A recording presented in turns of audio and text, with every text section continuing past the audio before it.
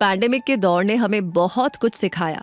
अपनी हेल्थ और अपनों के साथ की वैल्यू तो समझाई ही, साथ में वर्क पैटर्न्स को भी टोटली बदल कर रख दिया। उस टफ टाइम में बिजनेसेस को रातों रात रिमोट वर्क पैटर्न अपनाना पड़ा और अपने टूल्स और प्लेटफॉर्म्स अपग्रेड करने पड़े ताकि एम्प्लॉयज को वर्क फ्रॉम होम के लिए सपोर्ट किया जा सके। ये वर्क फ्रॉम होम पैटर्न पहले कॉमन नहीं था। हर किसी एम्प्लॉय को ऑफिस की सीट पर आकर के ही काम करना होता था। फिक्स घंटे देने होते थे, टाइम पर आना, टाइम पर जाना, बस यही जॉब पैटर्न हुआ करता था। लेकिन जब वर्क फ्रॉम होम का ऑप्शन आया तो उसे अपनाने के अलावा और कोई चॉइस ही नहीं बची, ना कंपनीज के पास और ना ही एम्प्लॉयज के पास। देखते ही देखते सब इसके हैबिचुअल हो गए और अपने घर पर रहते हुए ही ऑफिस वर्क कंप्लीट किया जाने लगा। इसके बाद पैंडेमिक से निकलने का समय आया और फिर से ऑफिस लौटने का भी। लेकिन इतने वक्त में एम्प्लॉयर और एम्प्लॉय दोनों ही फ्लेक्सिबल वर्क एनवायरनमेंट की जरूरत को समझने लग गए। ऐसे में रिमोट वर्क पैटर्न को आजमाया गया, जिसमें ऑफिस सेटअप से दूर किसी और जगह पर रहते हुए ऑफिस वर्क कंप्लीट किया जाता है। वो रिमोट वर्क कहलाता है। वर्क फ्रॉम होम इसी का एक रूप है, लेकिन रिमोट वर्क में वर्क फ्रॉम होम के साथ साथ दूसरे ऑप्शंस भी आते हैं, जैसे को वर्किंग स्पेसेस, कॉफी शॉप्स और बीचेस जैसे आउटडोर एरियाज भी। अब अगर इस रिमोट वर्क में मिलने वाली आजादी को, फ्रीडम को हम देखें तो लगता है कि इसमें वर्क करने वाले एम्प्लॉयज अच्छा परफॉर्म नहीं करते होंगे, लेकिन ये पूरा सच नहीं निकला। कई स्टडीज में सामने आया कि रिमोट वर्क करने वाले employees higher job satisfaction show करते हैं और ज्यादा बेहतर परफॉर्म भी करते हैं। रिमोट वर्क के कई एडवांटेजेस होते हैं, जैसे एम्प्लॉयज का ट्रैवल टाइम बच जाता है, इंटरप्शंस भी कम हुआ करते हैं और एक स्टडी के मुताबिक ऑफिस में होने वाले डिस्ट्रैक्शंस एक वर्क डे के 78 मिनट ले लेते हैं, जबकि रिमोट वर्क में केवल 43 मिनट्स यानी कि 43 मिनट ही वेस्ट होते हैं।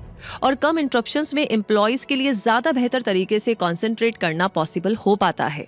तो रिमोट वर्क में बेटर वर्क लाइफ बैलेंस भी हो पाता है, क्योंकि रिमोट वर्कर्स अपनी हेल्दी एक्टिविटीज पर ध्यान दे पाते हैं, अपनी फिजिकल और मेंटल हेल्थ का बेहतर ख्याल रख पाते हैं, जिससे ज्यादा प्रोडक्टिव भी रह पाते हैं।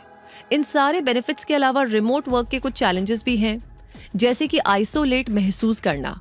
अपने कंपनी कल्चर और कलीग से अलग रहकर काम करना कई एम्प्लॉयज के लिए चैलेंजिंग भी हो जाता है।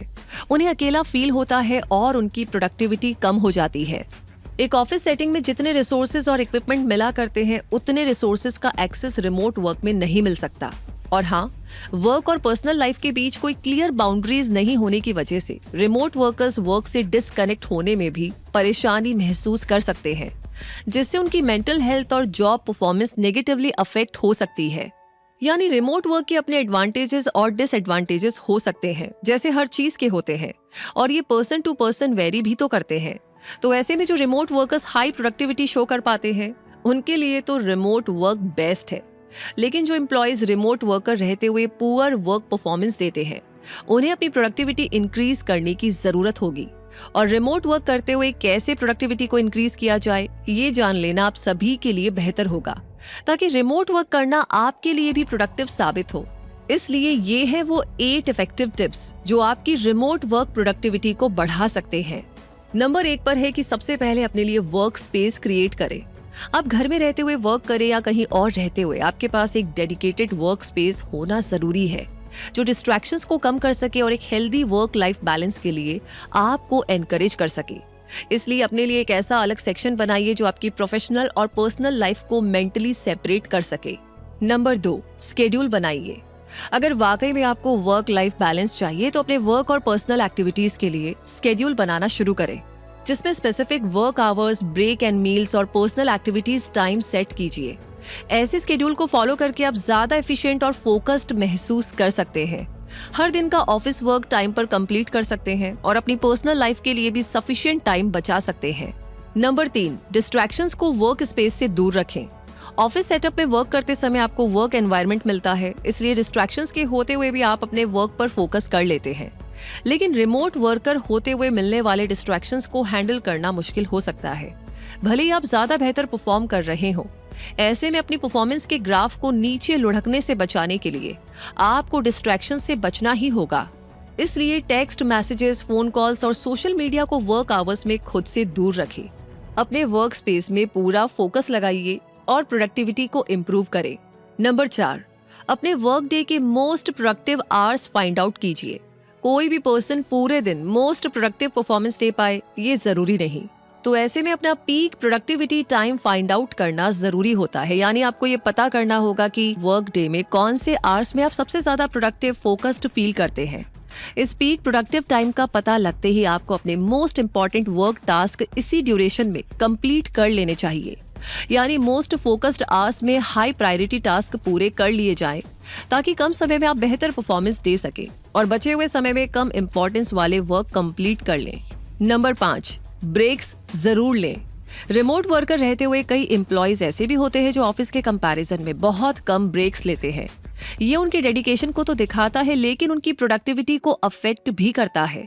लगातार वर्क करने से स्ट्रेस बढ़ता है और माइंड को रिलैक्स करने का टाइम नहीं मिलने से परफॉर्मेंस डाउन होने लगती है। इसलिए बेहतर तो यही है कि वर्क और ब्रेक्स में बैलेंस बनाया जाए।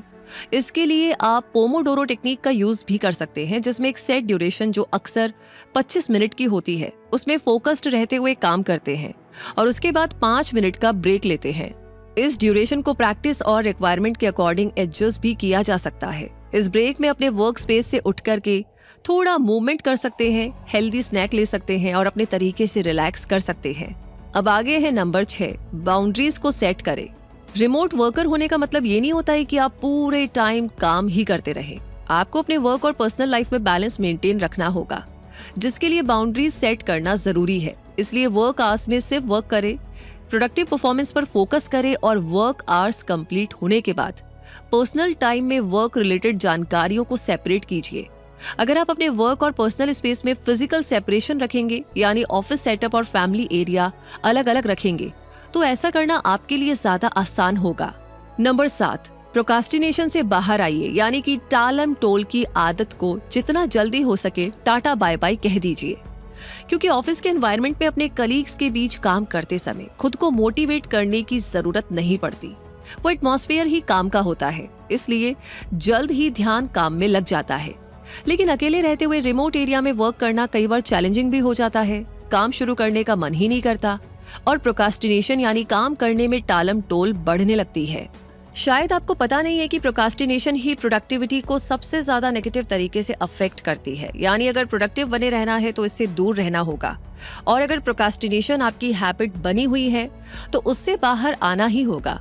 और इसके लिए जरूरी होगा वर्क में कंसिस्टेंट रहना, डेडलाइंस को मिस नहीं होने देना, स्केड्यूल को स्ट्रिक्टली फॉलो करना और हेल्दी रूटीन बनाए रखना, जिसमें पूरी नींद और फ्रेश मॉर्निंग इंक्लूड हो।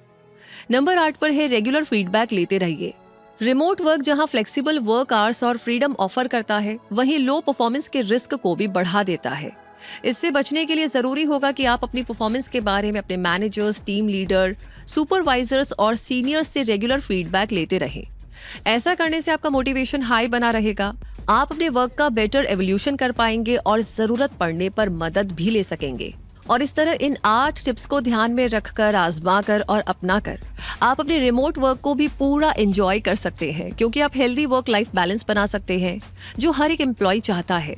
इसलिए रिमोट वर्क के बेनिफिट्स को एंजॉय करते हुए इसकी लिमिटेशंस को दूर कर लीजिए और साबित कर दीजिए कि आप चाहे जहां रहते हुए काम करें, आप एक प्रोडक्टिव एम्प्लॉय हैं। उम्मीद करते हैं कि ये टिप्स आपकी काफी मदद करेगी। वैसे आपके दिमाग में कुछ एक आध टिप्स और आ रही है जिन्हें आपने प्रैक्टिकली ट्राई किया है, प्लीज आप हम सभी के साथ शेयर करें, क्योंकि कहते हैं ना कि जो आपने एक्सपीरियंस किया है वो बहुत ही अमेजिंग चीज होती है बाकी सबके लिए भी। तो आप कमेंट सेक्शन में लिख करके हमें जरूर बताइएगा ये वीडियो कैसा लगा। साथ ही साथ लाइक ऑलरेडी कर दिया है तो इस वीडियो को ज्यादा से ज्यादा उन दोस्तों के साथ, उन लोगों के साथ शेयर कीजिए जो कि रिमोट वर्क करते हैं। और इसी के साथ कोई आपका सवाल है जो आप काफी दिनों से जानना चाहते हैं, वो भी लिख भेजिए। बाकी जितने नए लोग हमारे चैनल पर आए हैं उन सभी का मोस्ट वेलकम है। हमारे चैनल को सब्सक्राइब करके बेल आइकन को प्रेस कर दीजिए अगर आपको ये कंटेंट बहुत अच्छा लगता है, आपको सीखने को मिलता है और हमेशा ग्रो करने की इंस्पिरेशन होती है। तो मिलेगी रूबी जल्दी ही नए सवालों के जवाबों के साथ। तब तक के लिए रखिए अपना बहुत सारा ध्यान। धन्यवाद।